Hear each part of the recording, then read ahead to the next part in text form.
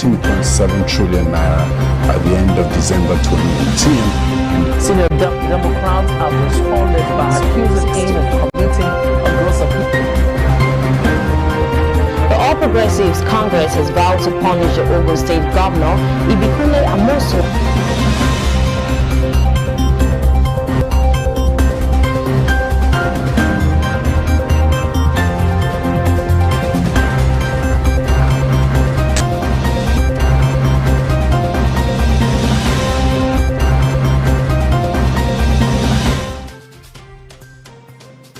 Welcome to Celebration Television News. Yes, I'm Ellis Quetta, and thanks for joining us on the news.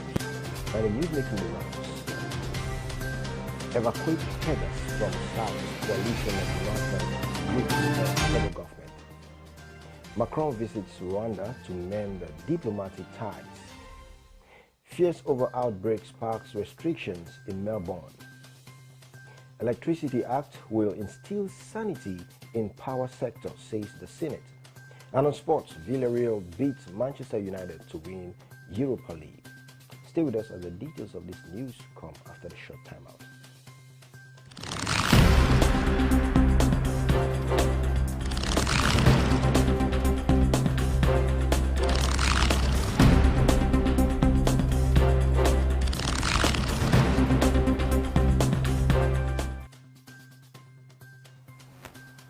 Welcome back. Now on the news in full. PDP wins rescheduled ENQUIRY local government election. The Oyo State Independent Electoral Commission, or OISEC, has declared the People's Democratic Party candidate Sheriff Adeojo as winner of the rescheduled ENQUIRY local government area election. Mr. Isiaka Alagunju, the state's OISEC chairman, made the declaration on Wednesday in Ibadan. OISEC has rescheduled the election due to the omission of Zenith Labour Party logo in the ballot papers. Olagunju said that Adeojo emerged winner of the election, having polled the highest number of votes in the election. He said that Adeojo polled 19,744 votes to defeat the ZLP and the ADC candidates, who polled just 637 and 122 respectively. Adeojo's win has placed the PDP on a clean sweep of the entire 33 local governments in the state. And now moving forward, in another development, evacuate headers from South coalition of northern groups urge federal government. The coalition of northern groups, the CNG, has said that in the light of the unfolding scenario set by the ratification of a regime of laws that potentially seek to limit the free movement of headers in the 17 southern Nigerian states, the federal government should take immediate steps to evacuate all headsmen currently in southern part of Nigeria back home. And in a statement by the CNG spokesman Abdulaziz Suleiman, the coalition said a study has shown that at present only 10% of the Fulani herdsmen live and conduct business in the entire South. And the CNG also told the northern governors to commence preparation to receive the returning Fulani communities and their livestock assets by identifying suitable grazing lands for them and making sufficient allowance for farmers at the same time. And the group warned that the nation would be treading dangerous groups if it continues to tolerate the demonization of the entire groups over particular types of crimes which the Asaba Declaration by the 17 southern governors seek to do. And now moving forward, still on local news, Lagos announces 10-week partial closure of Eko Bridge till June 4th.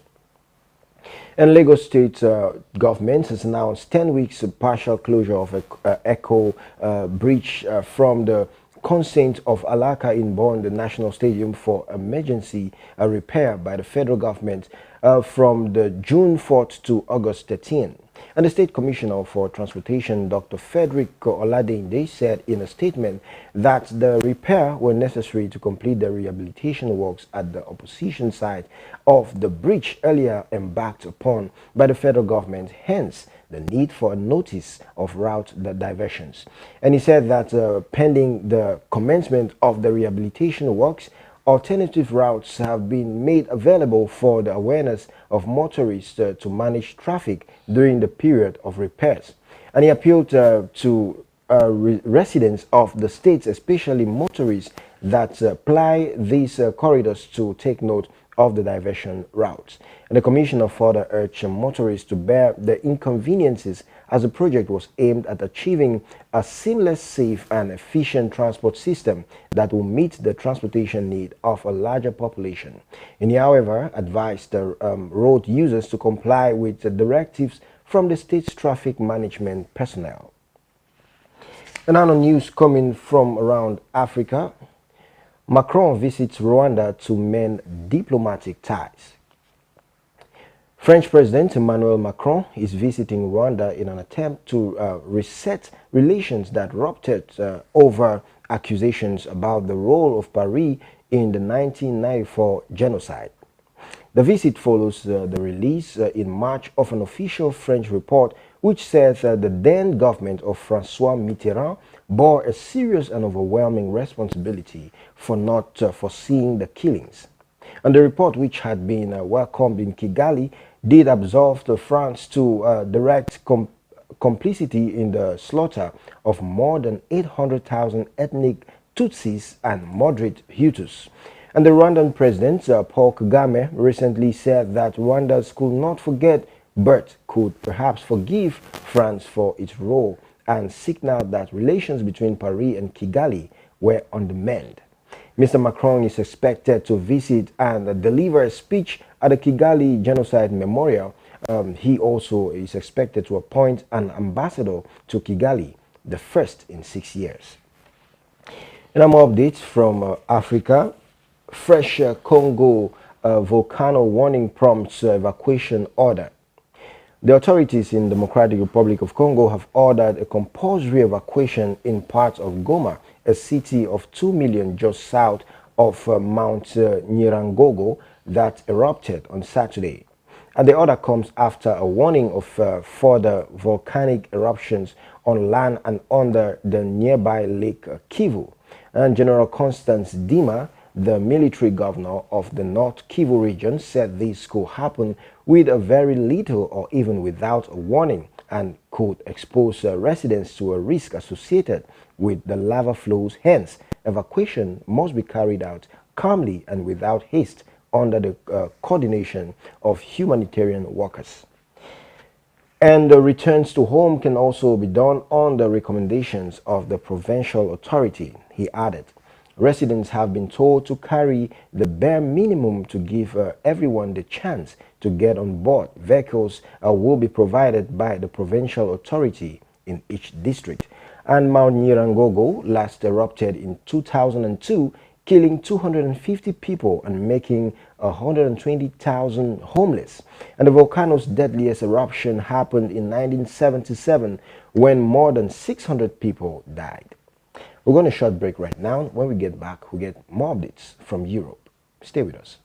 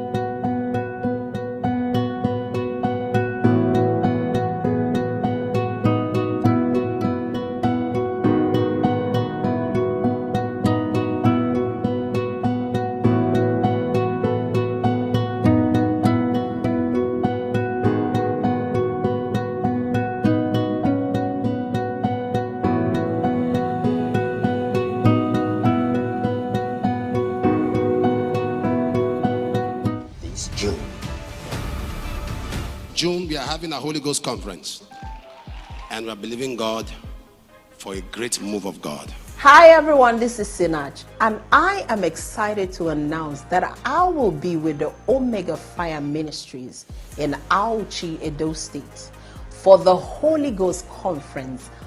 I want you to all come out and let's have a time with the Holy Ghost. God bless you. Holy Ghost Conference 2021. Apostle Johnson and Dr. Lizzie Suleiman. This June.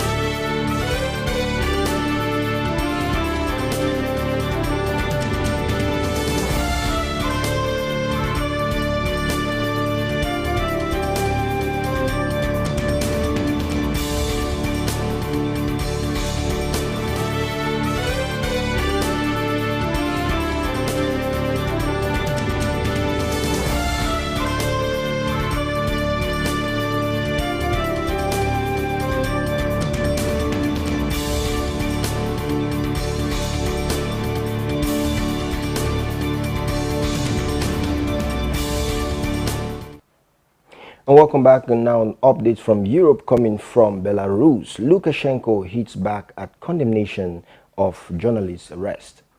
The president of Belarus has said that his critics are strangling his country and waging hybrid warfare.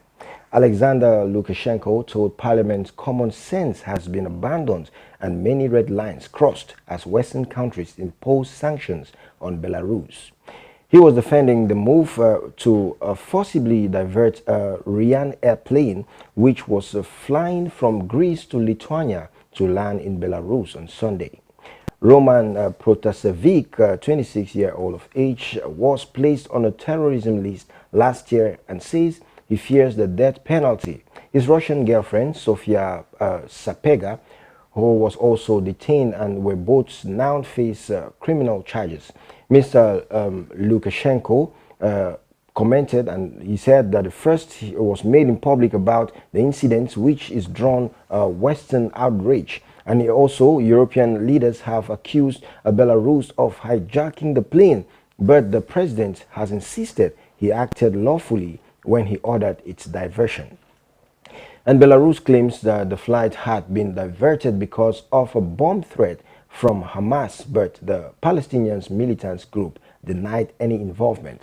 And Mr. Lukashenko also said the threat had originated from Switzerland, but the Swiss authorities says they knew nothing about it.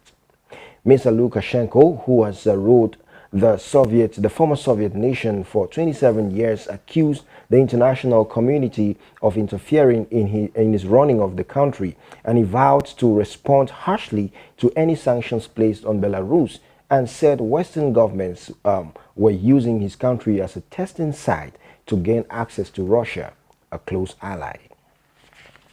And now moving forward, fears over outbreak sparks restrictions in Melbourne. Australia's second most populous state, Victoria, will enter a 7-day lockdown to counter a fast-spreading outbreak in its capital, Melbourne. And the lockdown will begin at midnight today. And authorities have so far found 26 cases and identified 150 sites where people may have been exposed to the virus. And there's growing anxiety over the outbreak, which remains many locals of devastating second wave of the lockdown swept the states last year. And Victoria's acting premier, James Merlino, said the outbreak involved a highly contagious strain of the virus, the B.1.617 variant. A returned traveler was infected with the strain, which Mr. Merlino said was spreading faster than they have ever recorded. And cases have been found across the state with links to a large number of venues, including parked football games at stadiums in Melbourne. Now moving forward to business news, Electricity Act will instill sanity in power sector, says the Senate. The Senate has assured Nigerians and critical stakeholders in the power sector that the bill being considered by the National Assembly to amend the Electricity Act will instill sanity in the sector when passed.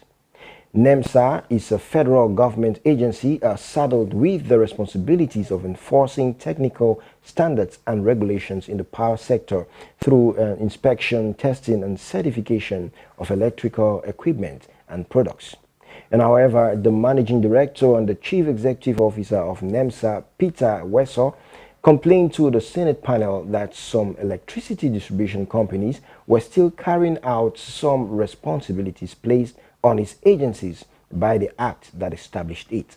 And Wesso told the Senate panel that his office has received some information about certain discos which procured meters and distributed them without recourse to the NEMSA for proper testing before deployment.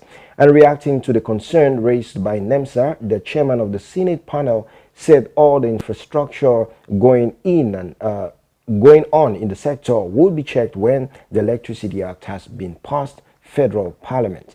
And Suzwan said NEMSA had a lot of responsibilities to carry out in the power sector, but that it was unfortunately not being properly funded. And still on business news, contributory pension assets rise to 12.4 trillion naira, says the PENCOM. The total assets under the contributory pension scheme rose to 12.4 trillion naira as the end of April 2021, according to the latest data obtained from the National Pension Commission yesterday. And PENCOM, in its unaudited report on the pension fund industry portfolio for the period ended on April 30th, 2021, also provided data on the approved existing scheme and closed pension fund administrators and retirement saving funds. The CPS, which lost some funds in recent months, returned to a group path as it gains 92 billion naira in March. And the data showed that the fund rose to 12.34 trillion naira as of the end of the month of March from 12.25 trillion naira in February.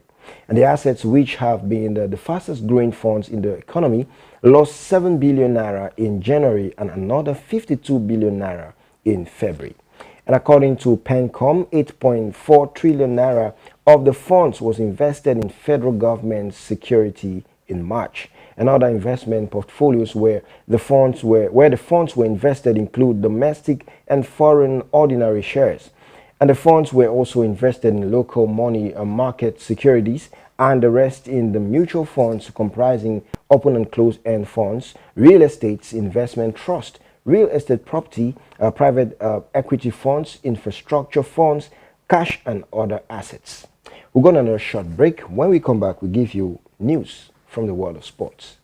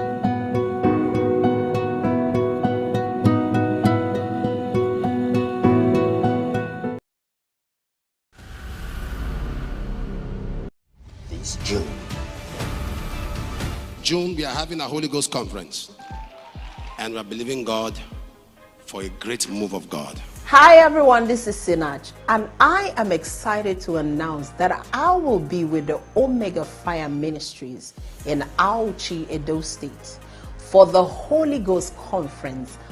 I want you to all come out and let's have a time with the Holy Ghost. God bless you. Holy Ghost Conference 2021. Apostle Johnson and Dr. Lizzie Suleiman. This June.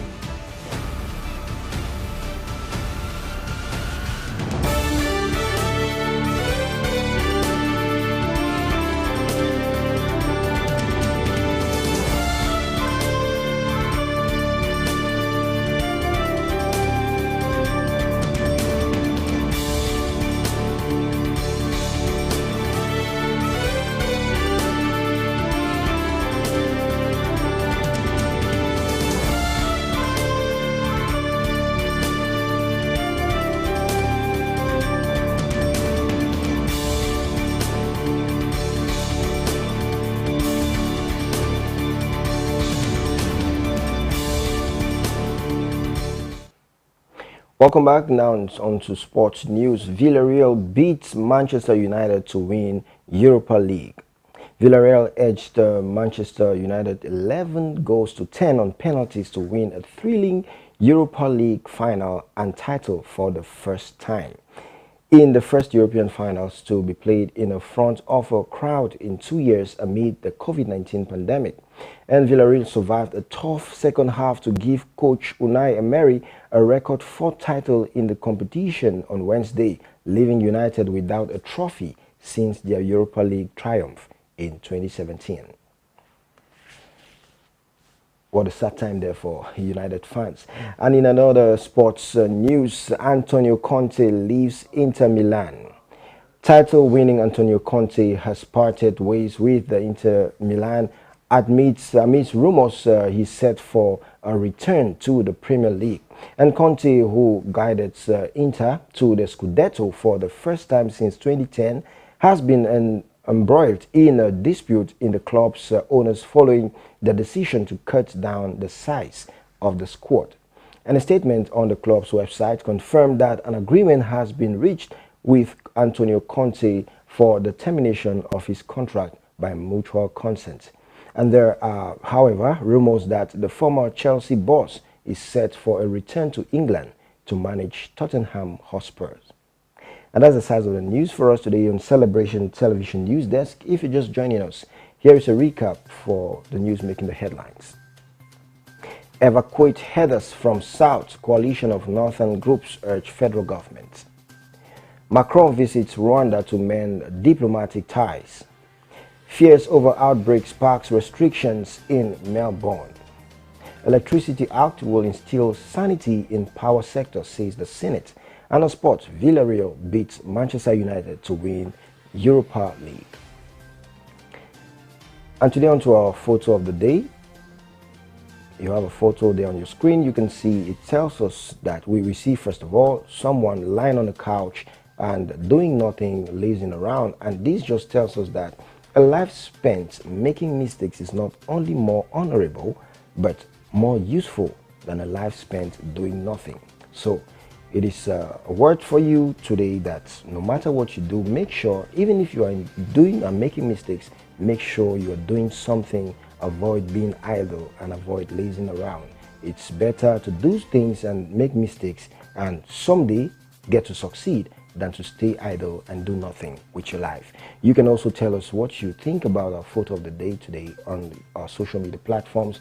On Facebook, we are Celebration TV. On Instagram, we are My Celebration TV. On Twitter, it's at My Celebration TV. And on YouTube, it is Celebration TV. Now, your positive contribution to the wellness of the society you find yourself in or the organization you work in defines your leadership might.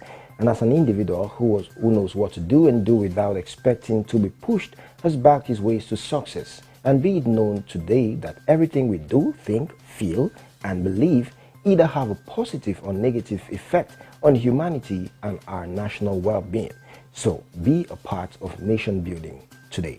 Thanks for watching the news on Celebration Television News Desk. I am Belly Squatter, and do have a wonderful day.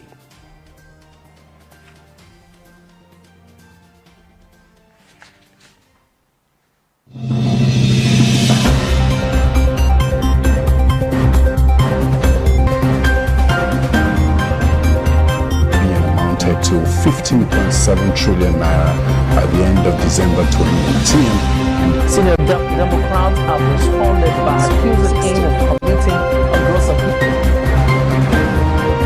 The All Progressives Congress has vowed to punish the Ogun State Governor, Ibikule Amosu.